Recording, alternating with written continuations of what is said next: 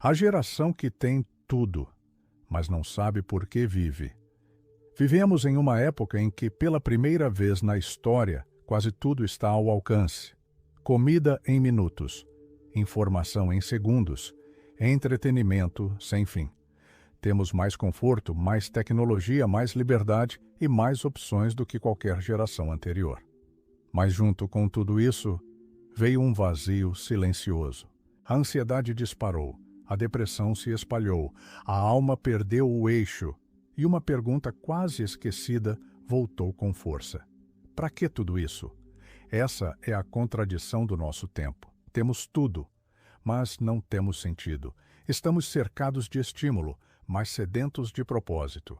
Vivemos conectados, mas profundamente sozinhos. Trabalhamos sem parar, mas não sabemos por quê. Acordamos todo dia.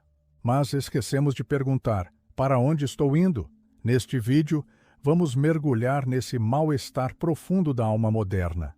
Vamos falar sobre a perda de significado, o cansaço do excesso, a falta de silêncio interior. Você vai entender por que nossa geração sofre mesmo tendo tudo e como reencontrar um caminho em meio ao barulho, à pressa e ao niilismo disfarçado de liberdade. Porque talvez o que nos falte não seja mais uma conquista, mas o sentido de estar vivos. Parte 1. Conforto, tecnologia e ansiedade. Quando o excesso gera vazio, nunca tivemos tanto, e ao mesmo tempo, nunca nos sentimos tão perdidos. O conforto que deveria nos acalmar, nos inquieta. A tecnologia que deveria nos libertar, nos prende. A liberdade que deveria nos realizar, nos confunde. A geração que tem tudo também é a geração mais ansiosa da história. Vivemos acelerados, hiperestimulados, conectados 24 horas, mas sem direção.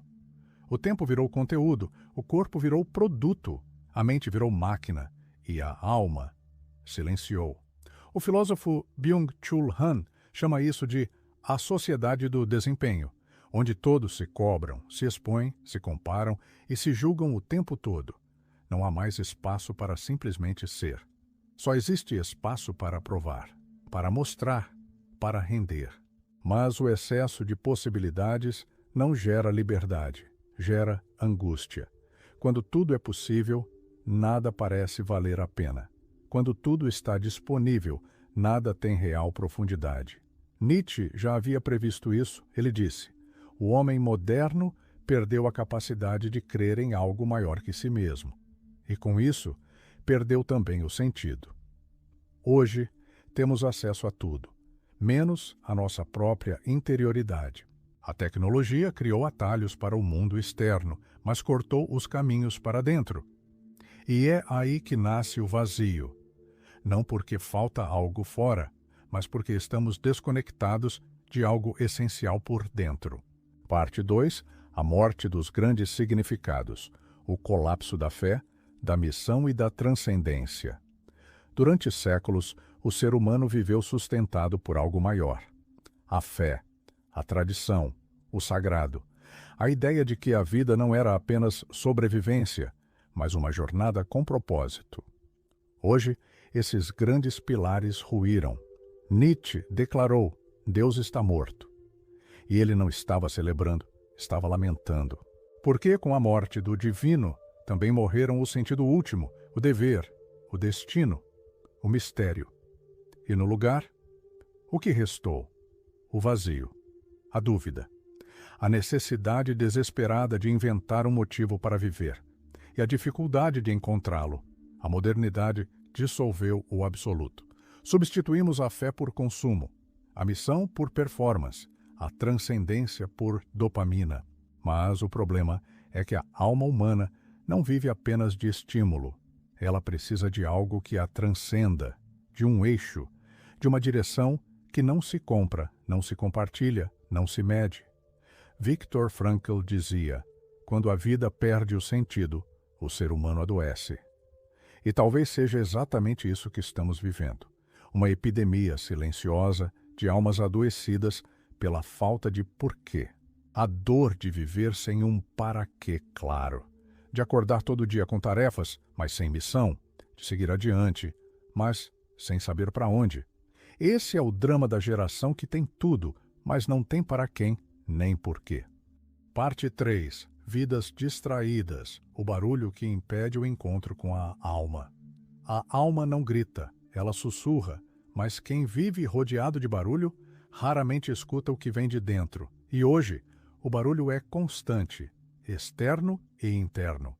Notificações, feeds, vídeos, vozes, comparações, tarefas, metas, medos. Vivemos cercados por estímulos e vazios de silêncio. Não se trata apenas de distração digital. Trata-se de uma estratégia inconsciente de fuga. Fugimos da solidão porque ela nos obriga a ouvir. Fugimos do silêncio porque ele revela o que está ferido. Fugimos de nós mesmos porque talvez não saibamos mais como habitar o próprio ser. Carl Jung dizia que os sintomas aparecem quando a alma se recusa a ser ignorada. E talvez esse cansaço, essa apatia, essa sensação de que nada basta, seja apenas a alma dizendo: "Você se esqueceu de mim." A distração virou a droga do século. Não é só entretenimento, é anestesia. Anestesia contra o vazio, contra o tédio, contra a angústia de não saber para onde se está indo. Mas quanto mais fugimos, mais perdidos ficamos. O silêncio assusta, porque ele nos devolve a nós mesmos. E é justamente por isso que ele é necessário. Porque só no silêncio a alma pode lembrar quem ela é. E talvez seja por isso que essa geração, mesmo tendo tudo, se sinta tão quebrada, porque vive longe de si. Parte 4. A busca pelo sentido como ato de resistência interior. Em um mundo onde tudo nos empurra para fora, para o consumo, para a comparação, para o desempenho, buscar sentido se torna um ato de resistência. Resistir ao ruído, resistir à superficialidade, resistir à tentação de viver apenas reagindo e não escolhendo. O sentido não se encontra prontos nos livros, nas redes ou nas conquistas. Ele nasce do encontro corajoso com a própria alma, do silêncio, do desconforto, do olhar para dentro, mesmo quando tudo ao redor grita para olhar para fora. Nietzsche dizia que o ser humano que tem um porquê é capaz de suportar qualquer como. Frankl dizia que a liberdade verdadeira começa quando escolhemos nossa atitude diante da vida, mesmo diante da dor. Jung dizia que a individuação, o processo de tornar-se quem se é, só acontece quando paramos de fugir da nossa verdade. Por isso, talvez o maior presente que você possa dar a si mesmo hoje não seja mais uma meta, mas um mergulho na pergunta que sustenta todas as outras. O que faz esta vida valer a pena? Não para os outros, não para as aparências, mas para você, para sua alma, para sua jornada, porque sentido não é algo que se tem. Sentido é algo que se vive. E talvez, no fim, a única geração realmente livre será aquela que lembrar que ter tudo não significa ser inteiro.